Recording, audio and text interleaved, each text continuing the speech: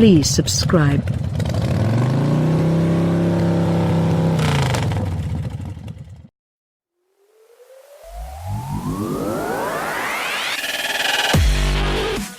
The true genius of Porsche's new GT3, the second coming of the model on the 991 platform, is that even the master will never fully exploit it.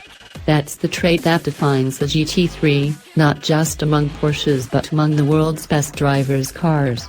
As a result, it engenders fascination like almost nothing else. No matter how hard it's pushed, there's still magic to be discovered in its responses, beauty in its feedback, joy in its abilities. This is a machine wedded on the mill of necessity and unencumbered by frippery. It is noise and feel and heat and speed wrapped into a physically absurd package, then distilled beyond what its design merits. The cumulative case it makes is this: when the driver unloads aggression into its controls, it doesn't block. It doesn't plead for mechanical mercy. From its perspective, driving with purpose differs not at all from driving for pleasure. When much is asked of the GT3, it simply goes faster. It goes faster and then, like a bitterly defiant teenager, it doubles down, betting that what it can endure exceeds what you can supply. That is a profoundly fantastic thing for a sports car to do. All I ask is a 911 and a stonking flat 6 to power her by. A big part of the latest GT3's magic is conjured by its engine, a wicked, ripping salute to all that is right with flat sixes and natural aspiration. A new version of the 4.0-liter 6-cylinder from the now-dead GT3 RS, it replaces the old GT3's 9A1 3.8-liter mill, and this 9,000 revolution per minute stomper is wholly updated and more alive than ever. Compared with both the 9A1 and the 4.0-liter in the GT3 RS, the 9A1.5 has a new crankshaft, valve drain design, lubrication system, an intake manifold, and it revs 200 revolutions per minute higher. Larger main and rod bearing journals allow for a stiffer crankshaft, which reduces wear on the main bearing closest to the rear of the car. The downside is a crank with different resonance characteristics, which demands a heavier dual-mass flywheel to reduce vibration. A new valve drain with finger followers lacks any kind of hydraulic lash compensation, which Porsche says won't need adjustment in any fewer than 150,000 miles, replaces the old engine's hydraulic lifter-equipped heads.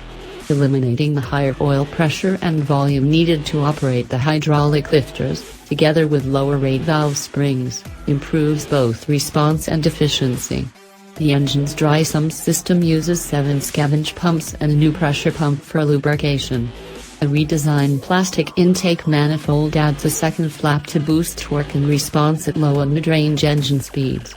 At 500 horsepower and only 339 pounds-to-foot of torque, it is, by supercar standards, a relative wimp. Until you actually step on the accelerator. Numbers are neat, experiences are better. If ever there were a case for words before numbers, this is it. There's more character lurking in this engine's final 1000 revolutions per minute than there is in the entire rev range of the turbocharged engines powering various competitors. It's unapologetic about its racing heritage and doesn't brook driving mistakes without retribution. Neither does it ride a thunderhead of torque like a turbo engine. Miss an apex, slide wide, or drop the wheel and you're not getting that time back. There's no crutch here, no papering over your errors. If you're uncomfortable above 6,000 revolutions per minute, this isn't your Porsche. Because this is an engine that won't stop pulling until your cochlea bursts into flame. This is an engine bred for Daytona, Sebring, and Le Mans, and it makes you earn everything you get. Oh, and the GT3 also is available with 3 pedals. Porsche, in a move that reverses the performance at all cost ethos introduced with the first dual-clutch only 991 GT3 for 2014, throw enthusiasts a bone in version 2.0. But like the electrifying 911R before it, the 991.2 GT3 gets only 6 cogs, which saves about 7 pounds relative to the 7-speed manual found in other 911s. It also gets reinforced shift stops and a gear lever that's 0.8 inch shorter. Porsche, with a straight face. offers the stick as a no-cost option. The 7-speed PDK dual-clutch automatic, which shares the manual's ratios in its first 4 gears, is standard. Both transsixels incorporate limited slip differentials, which is electronically controlled with the PDK. The taller rear wing and new underbody panels help increase downforce to a claimed 342 pounds at top speed, 198 miles per hour for the PDK, 199 for the manual. The GT3 shares its fat hunched body with the current Carrera 4 and 4S, making it 1.7 inches wider at the rear fenders than the current Carrera. It's also about an inch lower. And get this. As if to drive home, this car is laser focused on performance. Carbon fiber hinges for the rear deck lid save 2 pounds. Friendly is as friendly does. Michelin Pilot Sport Cup 2 tires and standard 911 Carrera S sizes, 245 up front, 305 out back, were fitted to every example we drove, although Dunlop Sport Max Race 2 rubber also is homologated for the car. The steering is relatively light and supremely direct but lacks communication as understeer reproaches. It speaks, but sometimes only in a mumble. The result is less confidence in front grip than is offered by, say, a Corvette Grand Sport.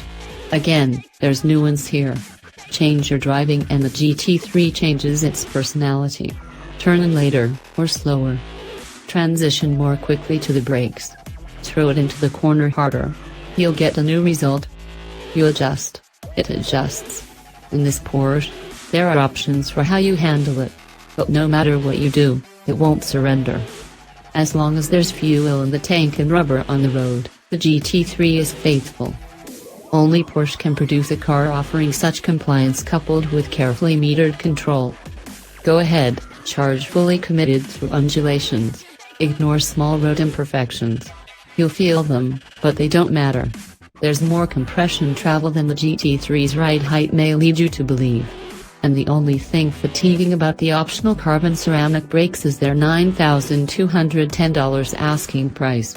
Speaking of price, this GT3 will start near $146,000, about 13 grand more than the previous GT3, when it hits dealers this fall. The most stunning properties of the GT3 are its refusal to fade, its connection to the driver, and its understated purposefulness. Sure, it has a big wing, but its aesthetics largely lean on a relatively ubiquitous shape, and it's a car we'd gladly drive daily. That this particular flavor of 911 requires great care to get right is central to its allure.